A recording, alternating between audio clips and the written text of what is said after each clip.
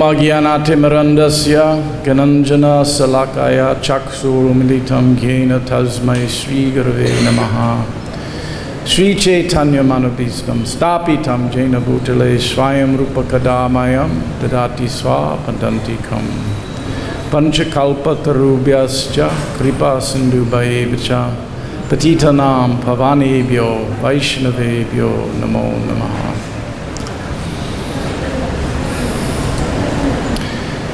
Today I've been asked to speak on Srila Prabhupada's departure for the United States in 1965.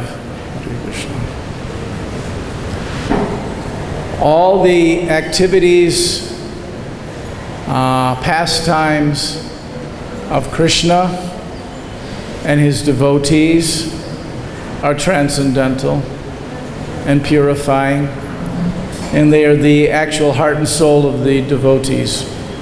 They always want to be immersed in the activities of the devotees.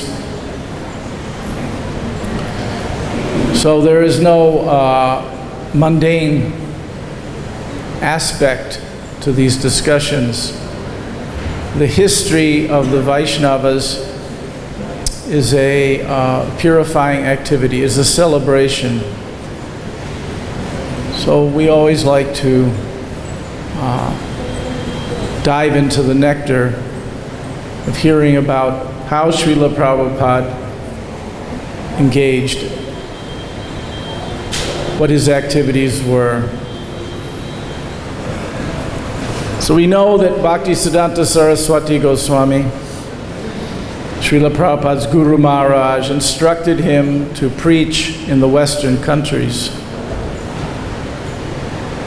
And we know that he took that very seriously. But the actual success story and how he actually was able to do it, at age 69 he departed. He arrived actually, I think he had his 70th birthday on the voyage, in which he encountered major cardiac heart issues and arrived in a country that he knew nothing about. I was just speaking to a devotee who recently visited the United States. They'd never been there before. They'd always been in India. And where they enjoyed, or they appreciated the opulence, they specifically mentioned that New York City was horrible. I can speak from the point of view of someone who grew up in the Chicago area. Chicago is considered to be a big, big city in the United States. And yet, when I visited there as a young man, I was totally unprepared for New York City. And yet, Srila Prabhupada got off the boat and went straight there to New York, into the heart of the demon, so to speak. He was not afraid. Abhay Charan.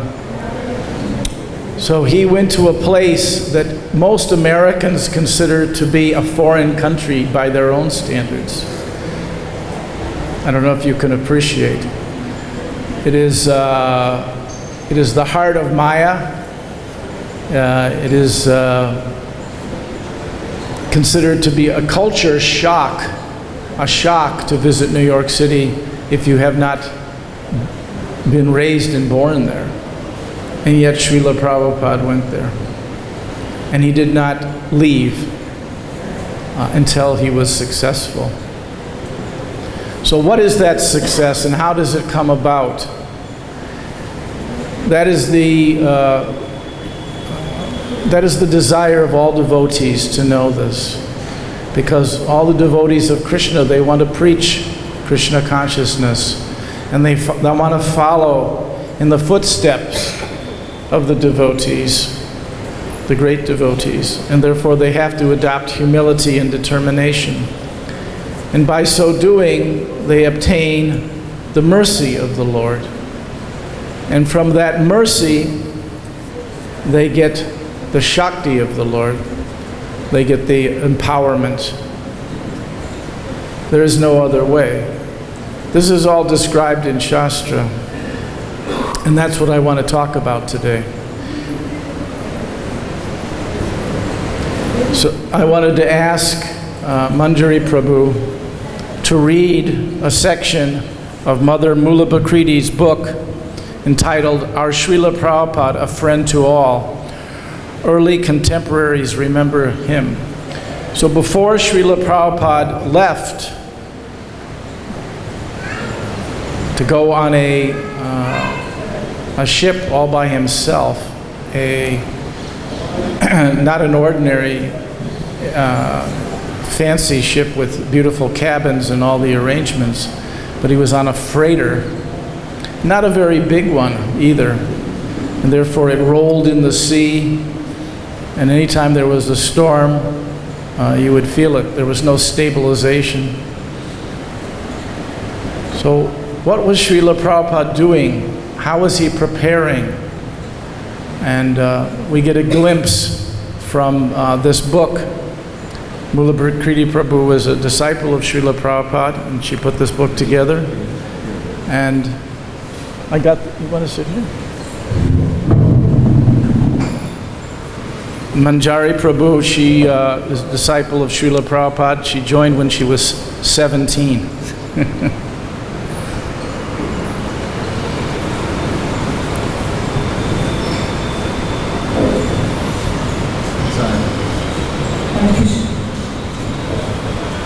Okay, so this is the book, Srila Prabhupada, A Friend to All. It's mostly interviews of people who knew Srila Prabhupada before he went to America.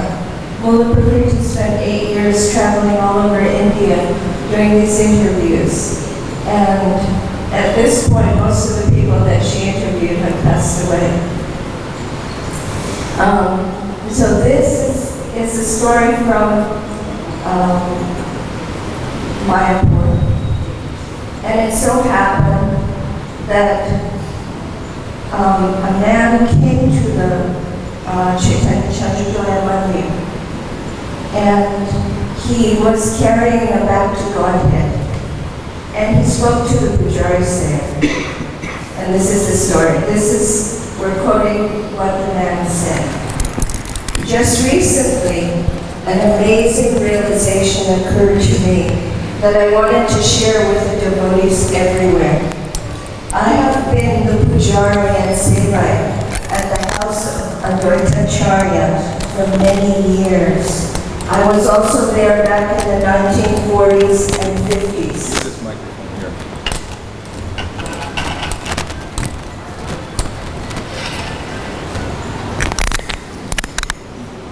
Is that better?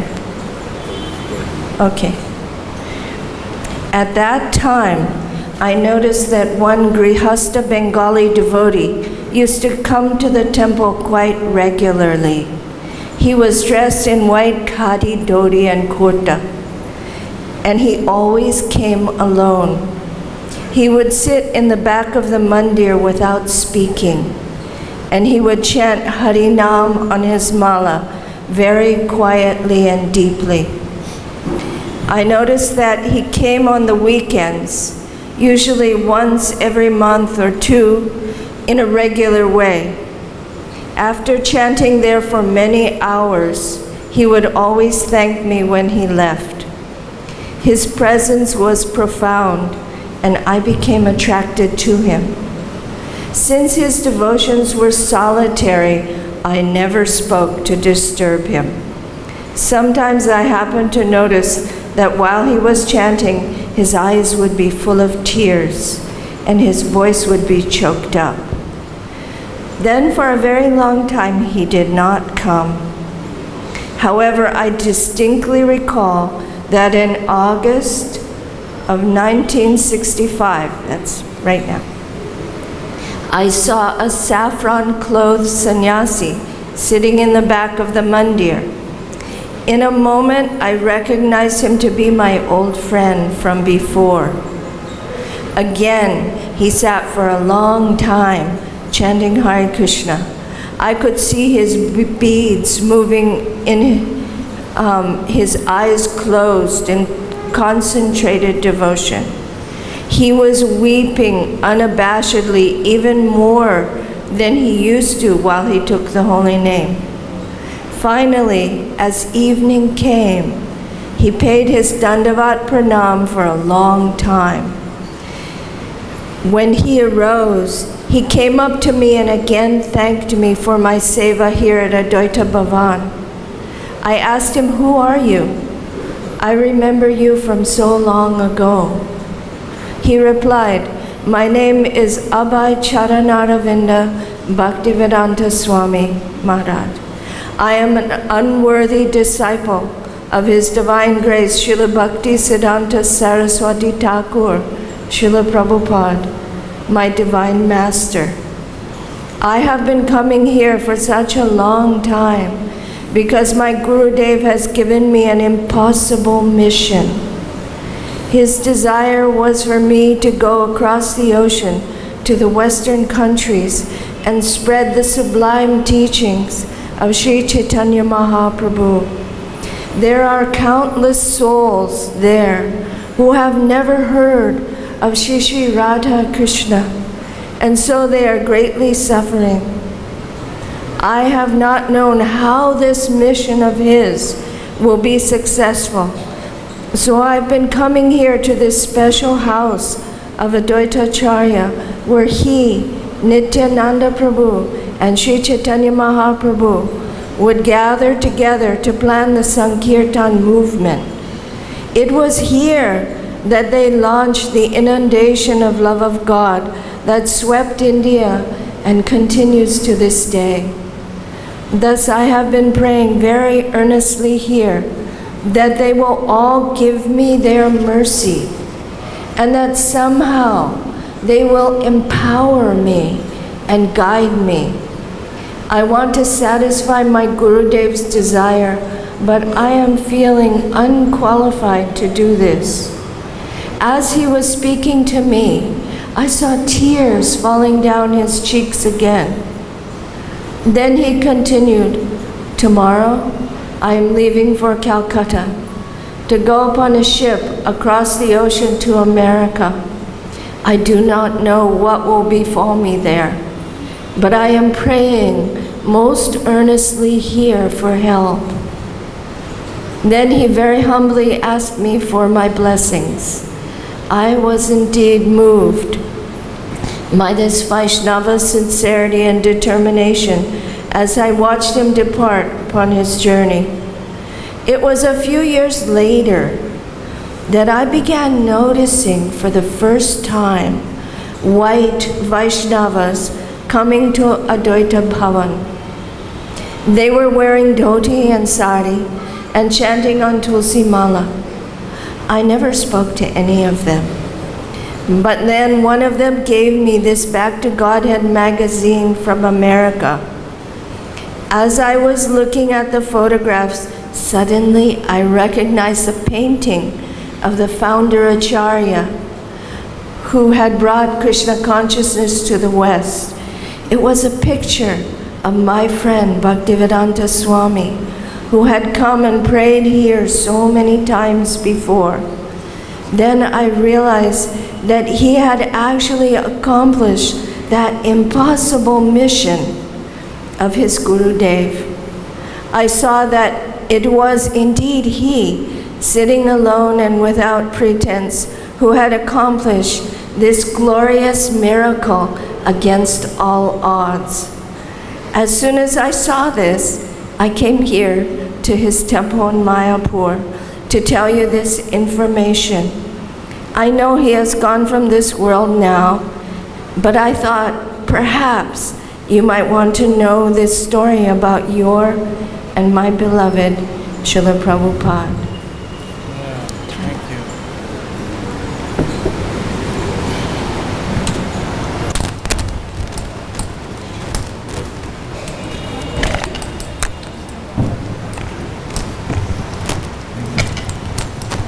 Thank you, Manjari Prabhu.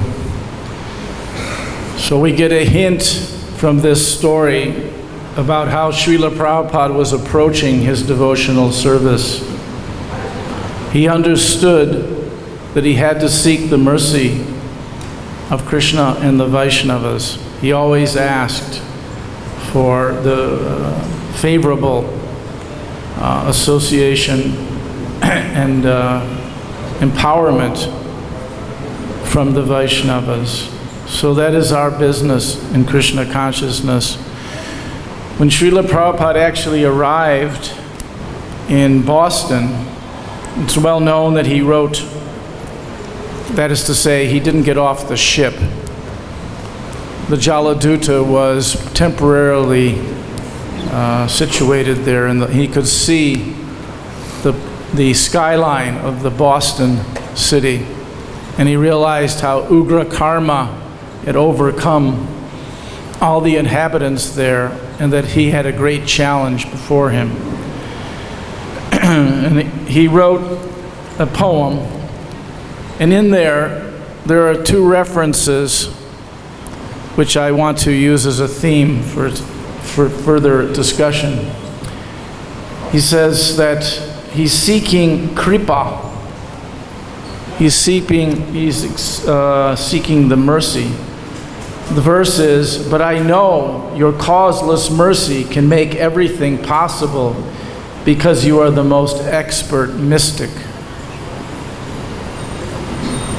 So he is seeking the mercy, kripa. But further, he asks specifically for the shakti, or the empowerment.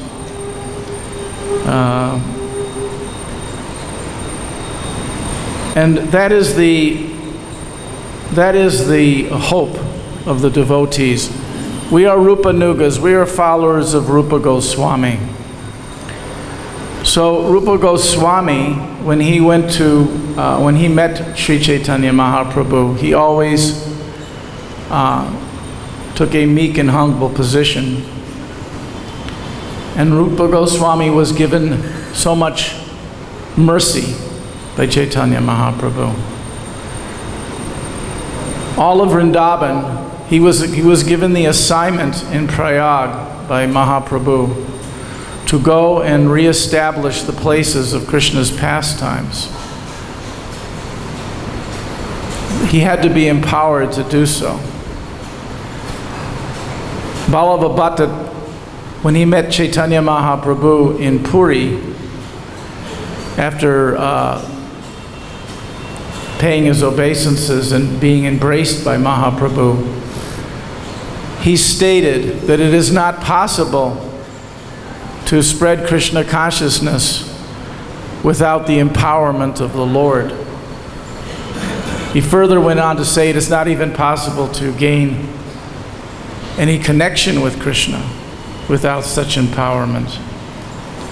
I'm going to read some sections of Chaitanya Charitamrita so that we can meditate on Srila Prabhupada's process and how he became empowered, how he sought to be empowered, I should say.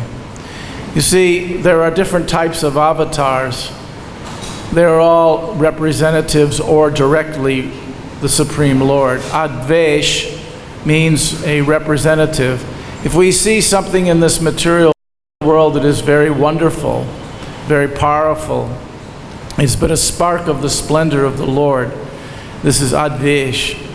So one seeks, in order to serve Krishna, some of that power from Krishna, because all power comes from Krishna. One seeks that. And if one wants to be successful, they have to get Sarvasyaham Hridisani Vastomatasmitir Ganamapohanam Cha. He has to get the empowerment of the Lord. For everything is coming from Him, all remembrance, knowledge, and forgetfulness. So a devotee is never thinking, oh, I have done this, or I have done that, or I can do this, or I can plan to do that. He's always thinking, what did my Guru Maharaj ask me to do? What have the Vaishnavas recommended that I do? The association of the Vaishnava is the root of everything. And what have the Vaishnavas recommended that I do, and how can I do that? By their mercy and the mercy of Krishna. This is the process of Krishna consciousness. It is not independent of that process. So, in the Madhya Lila, Krishnadas Kaviraj states, Sri Rupa Goswami has personally spoken about the mercy of Sri Chaitanya Mahaprabhu in his auspicious introduction to his book, Bhakti-Rasamrita Sindhu. And we know that the very second verse of Bhakti-Rasamrita Sindhu by Rupa Goswami is, I offer my respects to the lotus feet of the Supreme Lord in the form of Chaitanya Dev. Though I am a vile person by nature, by his inspiration within my heart, I have undertaken this work. So the exact words are Hridi Yasya Prayana, to inspire, pravito. So within the heart, there had to be this inculcation, this infusing, this inspiration. That is what Rupa Goswami is demonstrating by the second verse of Bhakti Rasamrita Sindhu. He's explaining to all of us that we have to have that inspiration from Krishna and his devotees. So to quote directly here, Bhagavad-Gita says that Krishna Nama Sankirtan Krishna Shakti Vine Nahi. So it's not possible in order to approach Krishna through the Sankirtan movement without the mercy of Krishna. It's not a given. It's not an off-the-shelf product. We've come to expect that we can simply buy something, purchase something by our own means, our own endeavor, and then we can take that and possess it and own it and manipulate it. This is the exact opposite of the philosophy of the devotees. The devotees recognize that everything is dependent on Krishna's energy, and to take shelter of Krishna is the means. So Bhagavad-Gita goes on to say, the fundamental religious system in the age of Kali is chanting the holy name. Unless empowered by Krishna, one cannot propagate the Sankirtan movement. So there are many examples of this business of becoming empowered. They could actually be called terms of empowerment. Rupa Goswami, he is known in all the books that he's written to describe the words, the terms, the terminology, the mood above of how to approach Krishna, or how Krishna approaches us or approaches his devotee. And these are terms of endearment, which are sometimes considered confidential. But there are also terms of empowerment, which are stated directly in the books that we read every day. The terminology is Krishna Shakti, Kripara, mercy, special benediction, Pancharya, bestowing, Sarva Shakti, all potencies, Sancharya, endowing or infusing, Kripa Kari, showing causeless mercy, Kripa Amritena, Abhishek, that means to sprinkle or to be showered by the mercy. Okay. So this is what the devotees are hankering for. Hridi Prarana inspires. Krishna Hetave, gaining Krishna's mercy. And then there's actually a reference in Bhakti Rasamrita Sindhu to Achintya Shaktir. Achintya Shaktir. So the inconceivable. So these are the kinds of potencies and the mercy of the Lord that Srila Prabhupada was endeavoring for. and obviously did obtain. For he did what no one else had done, not only in the United States, but all around the world. But he started as one man, with just a few rupees in his pocket. So obviously he was empowered, just as Rupa Goswami was empowered. So the Rupa Nugas, they seek to become empowered. That is the principle.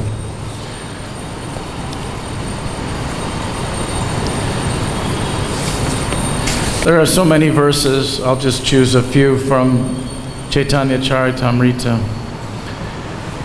Due to the great crowds at Prayag, Sri Chaitanya Mahaprabhu went to a place called Dasavameda, Ghat. So we know that that's where he was instructed, Rupa Goswami. He was for 10 days there. It was there that the Lord instructed Rupa Goswami and empowered him in the philosophy of devotional service. So this is coming. But interestingly enough, the next verse, Chaitanya Mahaprabhu is always giving the example. He said, Sri Chaitanya Mahaprabhu taught Rupa Goswami all the conclusions. He, capital He, the Chaitanya Mahaprabhu. Sri Chaitanya Mahaprabhu taught Rupa Goswami all the conclusions that he had heard from Ramananda Roy.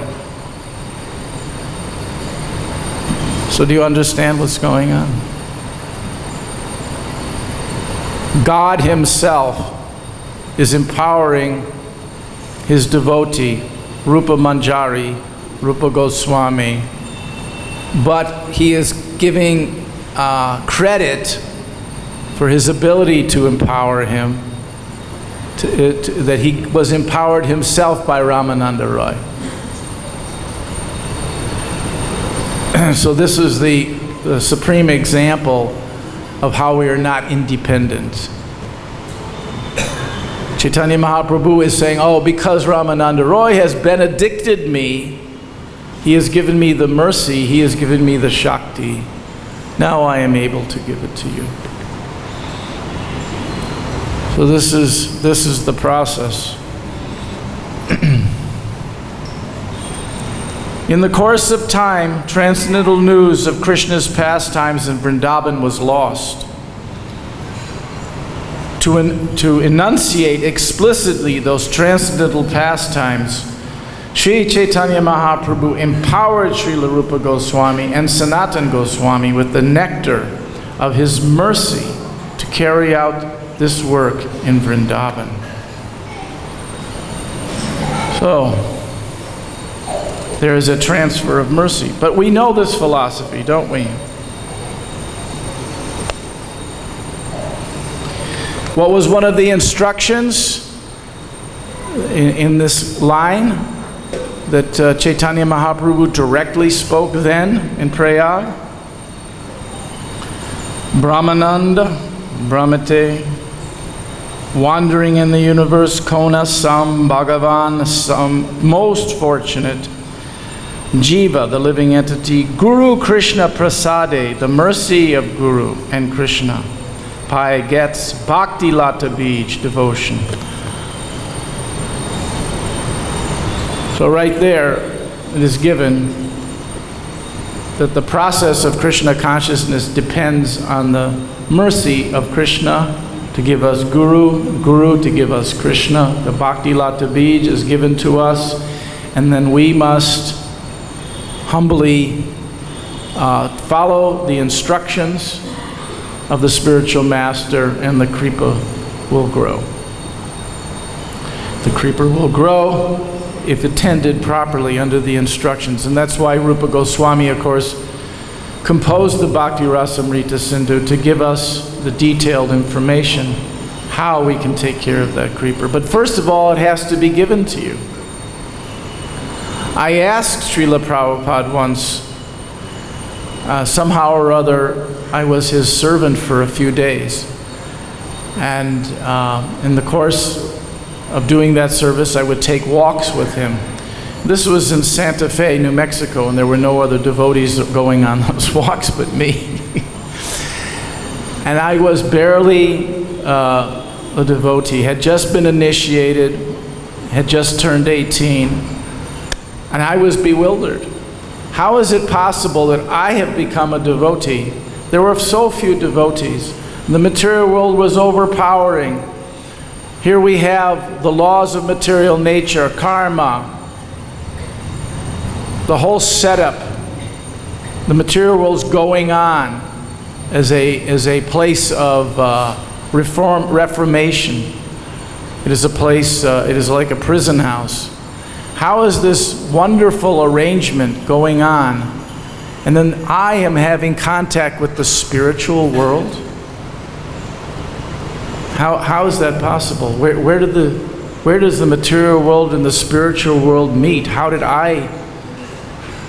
what did I do to deserve this? And how is it that others, more importantly, how is it that others will come? So Srila Prabhupada could have said, Agyata Sukriti. It's kind of a standard answer, right? You must have performed something in your past lives, so now it's come to time. The time has come, you now can become associating with devotees. But Srila Prabhupada didn't really say that at all. He said, it's due to mercy. The mercy of the Vaishnavas. He wasn't pointing to himself at the moment, but the point is the Vaishnava has to give that mercy. He has to transfer it. Each and every one of us today, sitting here, can remember back to a person. Of course, it was Srila Prabhupada who brought the torch of knowledge. It was Rupa Goswami and the followers of Rupa Goswami and Chaitanya Mahaprabhu's appearance that gives us the ability to be Krishna conscious. But there was always a person that we met that spoke to us and that repeated the words of our parampara, and that changed our life. Is it not? Therefore, it is our business to be that person for others. We are Srila Prabhupada said, it was the very first time I met Srila Prabhupada, saw him. He gave the lecture in which he explained that I am delivering the mail. And I have not pilfered with the mail, and I have not changed anything. And so therefore it has potency. So Rupa Goswami, Chaitanya Mahaprabhu, the line of acharyas, they've given us this potency. And Srila Prabhupada was begging for that mercy so that he himself could spread it. And these are the words of Shastra, explaining that it is not possible to spread Krishna consciousness without the mercy. It's repeated again and again. So, Rupa Goswami, under the instruction of Mahaprabhu, of course, came here. And Mahaprabhu explained to him at Prayag, you should expand now on what I have spoken, according to Shastra. So he wrote many books. Bhakti Rasamrita Sindhu is a basic, primal. It changed Vaishnav theology because it expanded the concept of ras. It expanded the concept of our personal relationship. What does it mean to be personalist? What does it mean to be a Vaishnava? So Chaitanya Mahaprabhu asked him to expand. And in this Bhakti Rasamrita Sindhu, he explains that there are different angas. Srila Prabhupada wrote the Nectar of Devotion. And these angas are described as the principles of devotion. And they're also known as the limbs of devotion. And they are, in the military, when they give what's called rules of engagement. If you were to take on a task, there are rules of engagement. So there are these 64 angas that clearly define the process of sadhana bhakti. And the very first ones are all related to guru. One should approach a spiritual master. One should surrender to him, take initiation, hear his instructions, follow his instructions. That's the beginning. But immediately after that, the very next verse, the next anga, this is verse 1275. Bhagadi, material desires, tyag. Bhagadi tyag Krishna nasya hetave. So in order, Jiva Goswami writes as commentary to this, that one should actively want to seek Krishna's mercy, Krishnasya. He wants to seek that mercy by engaging in what? Tyag. So there has to be some sacrifice. There has to be some renunciation. And that is outlined. There are so many activities that devotees engage in, which are all part of the process of devotional service. And therefore we have rules and regulations. And why? This is ultimately to please Krishna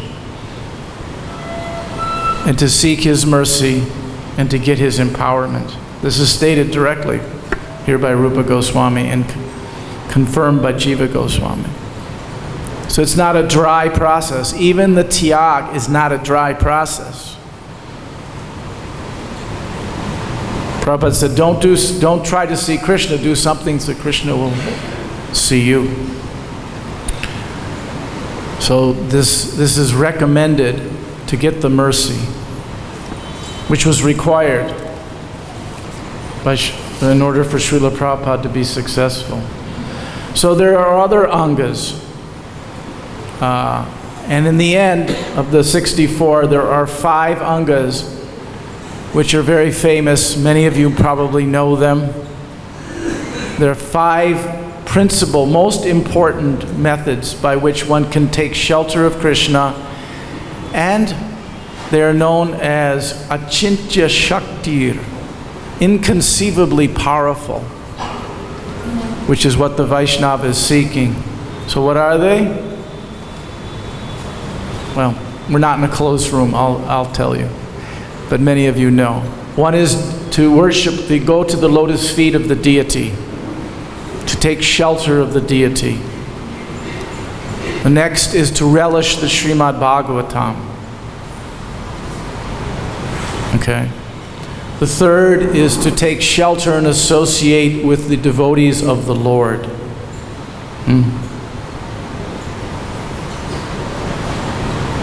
So now there's very interesting, this third one, because there is yet another anga that specifically says that all the angas, all these techniques or limbs of devotional service, principles of devotion, as they relate to Krishna, they relate to his devotee. They relate to his devotee. And the fourth one, the fourth is to chant the holy names. The fifth is to reside in Mathura. So how do these relate? If the 5 angas are related to God, how do they relate to the devotee? So we worship the lotus feet of the deity. We also serve the Vaishnava. We serve our spiritual master, we serve the Vaishnavas. So that's a type of Vapu service, known as service to the body, right? Then there's Srimad Bhagavatam, that's the instruction. That's like the Vani. These are non-different. These activities of serving the Vaishnava, hearing the instructions of the Vaishnava, associating with the Vaishnava, and then chanting the holy names of Krishna, glorifying the Vaishnavas, and living in Mathura, living near the Vaishnavas, with the Vaishnavas. These are non-different from doing it with God. It's directly stated here by Rupa Goswami. And these are considered achintya shakti, of inconceivable potency. So that's why we have our culture of Krishna consciousness, of associating with devotees, getting their good advice, getting their good instruction, serving them personally, glorifying them. That is all auspicious, it's stated. And that is what the path that Srila Prabhupada took. He took shelter of that process. He sought to be empowered. He knew that he had to be empowered. And he took shelter of that process, and that is why he was successful. And that's why a single, very elderly man coming from India with no assets, no contacts, no friends, was able to go to New York City and spread everything the way he did. But you know, there's an interesting point to all this. We all seek the mercy of Krishna. Chaitanya Mahaprabhu ends his instruction, his very last instruction in Prayag to Rupa Goswami is Bhavate Bhavate Krishna Spore Antare. Krishna Kripa Anjna Paya Rasa Sindhu Pare. When one thinks of Krishna constantly, love for him is manifest within the heart. Even though one may be ignorant, one can reach the shore of the ocean of transcendental love by the Lord's mercy. But we may take it, I certainly have, that, well, these instructions are very wonderful for the advanced devotees. They are taking shelter of Krishna. They are of pure mind. They're going to make advancement. But as for myself, I don't know. I have some question about that. But yet, Rupa Goswami, in his 64 angas, says, no, that is the wrong attitude, actually. You're breaking one of the rules of a devotee. So what is that anga? The exact translation is expecting the Lord's mercy. Expecting. So when Srila Prabhupada looked upon his service to go to the West, he didn't say, how is it possible? It's impossible. Because, of course, it was always Srila Prabhupada's quote. Impossible is a word in the Fool's Dictionary. And he used to always say, go for the rhinoceros, go for the big things. Why? Because you can. Not just because it's a challenge, it's interesting. It's because you can. And Rupa Goswami says, expecting the Lord's mercy. That is the actual position. That is actually the requirement. That is the requirement of the devotee. So on one hand, it appears that he will not be able to spread the Sankirtan movement without the mercy of Krishna, Krishnasya. He will not be able to attain the lotus feet of the Lord without Krishna's mercy. And yet he must expect it. And therefore Rupa Goswami immediately quotes in Bhakti Rasamrita Sindhu, the 10th canto, verse 87 of the 10th canto. My dear Lord, one who earnestly waits for you to bestow your causeless mercy upon him, all the while patiently suffering the reactions of his past misdeeds and offering you respectful obeisances within his heart, words and body, is surely eligible for you, the shelter of liberation, for that is his rightful claim. So, therefore, the whole philosophy of Krishna consciousness is that we have the rightful claim to Krishna's mercy. We do. We have the rightful claim, but we must humbly approach through the path, the marg, bhakti marg, that Rupa Goswami has delineated after being empowered by Chaitanya Mahaprabhu. And thus follow the example of Srila Prabhupada. And now we can, by reading our own Shastra, by reading our own philosophy, we can understand that what Srila Prabhupada did was not a freak accident or a happenstance, or that Prabhupada was lucky. But it is a grand and wonderful process of being empowered by the Lord, and that we can also seek such empowerment and go home back to Godhead. Hare Krishna. Time. Do we take questions? Oh, yeah. What? You quoted from the Bhagavad-Gita that by the mercy of Guru and Krishna, one becomes fortunate. And when Lord Chaitanya was spreading the Sankirtan mission, it seemed like by his potency and power, people became fortunate, whether they were kind of immersed in it. And then Prabhupada, he came and empowered by Guru Maharaj and the mission of Chaitanya Mahaprabhu. And it seemed as though in the beginning devotees were, like their good fortune was awakened. So is there a reciprocation that, okay, why don't Krishna make everyone fortunate? Is it based upon a desire to be, to accept this mercy? Or is the mercy just coming causelessly?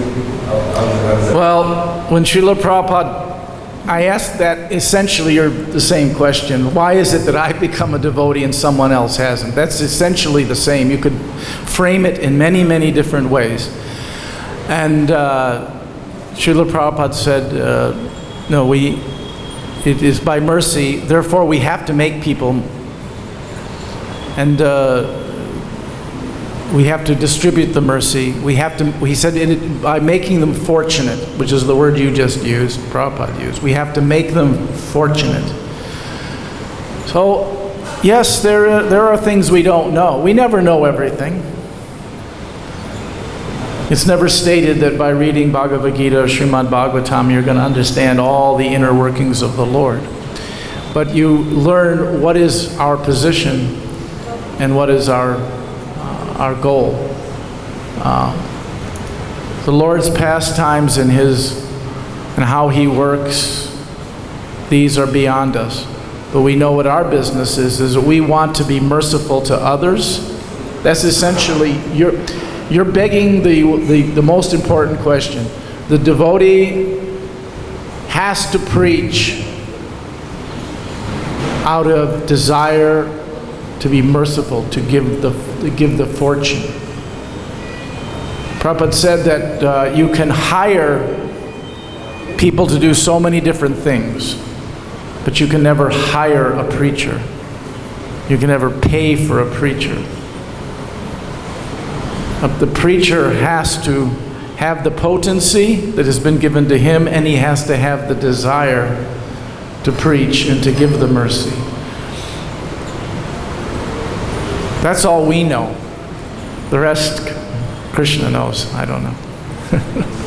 I don't know what Krishna's plan is beyond that.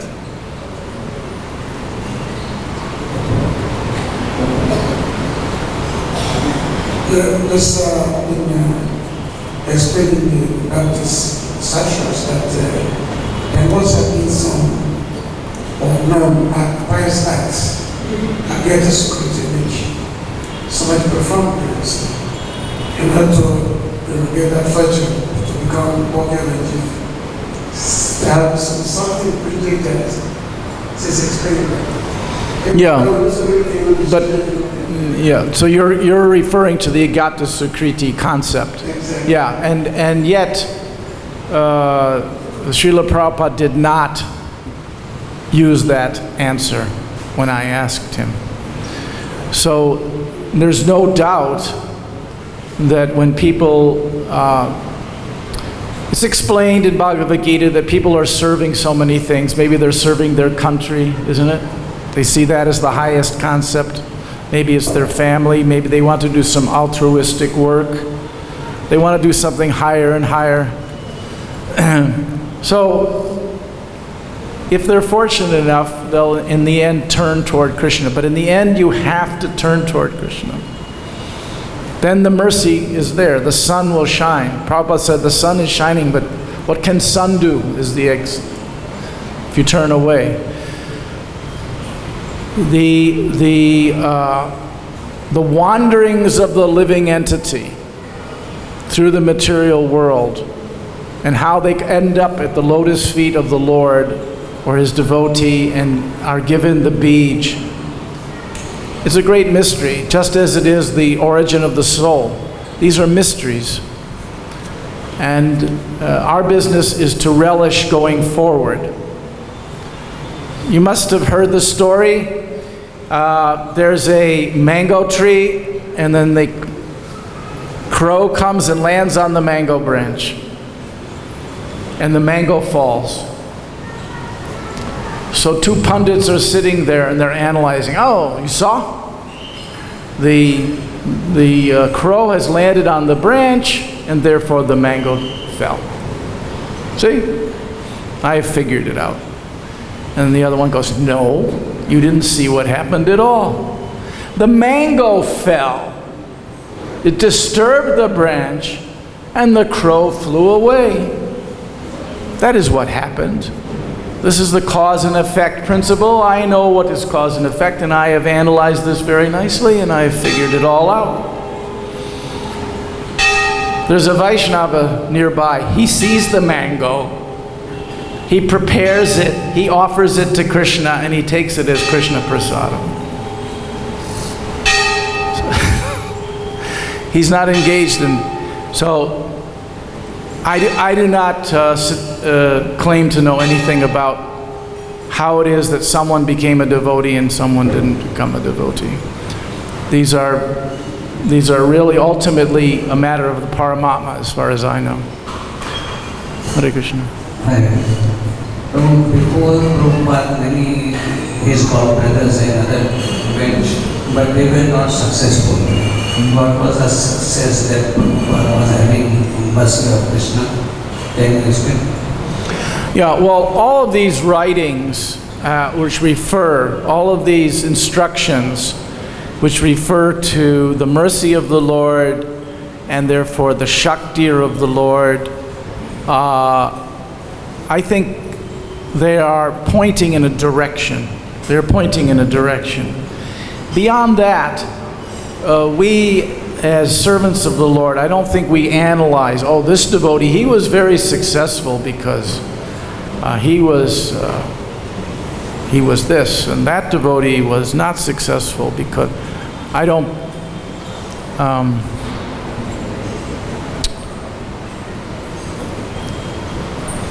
each and everything you do for Krishna, Krishna is very pleased.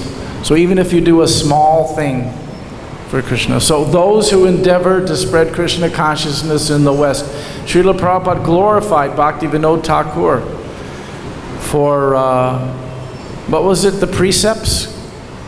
It was a translation of, it was a book that was put into McGill University Library.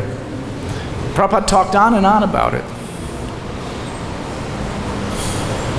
I think that's our point of view is more,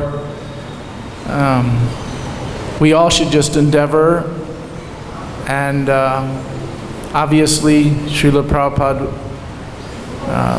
gained the mercy of Krishna. Obviously, he is a great devotee, therefore we fall at his feet and we beg his mercy also. But we don't analyze. Prabhupada was always praising. When I went to Santa Fe, New Mexico, is a very simple town in 1968. It was practically empty by standards of kids who lived in big cities. We considered like a gaon, just a village. And there had been a temple established there in a storefront, and the devotee Subal Das, he had been sent to New York to do some service. So I was there, and Srila Prabhupada came and he gave a lecture in front of so many students. And his opening line after giving kirtan, his opening sentence was, "This temple was established in 1967, 1 year ago, by Subal Das Adhikari," giving full credit. Disciples not even present. So he's just giving credit. So we should know that Krishna wants to give us credit, and we should be begging his mercy, yes. You want the mic?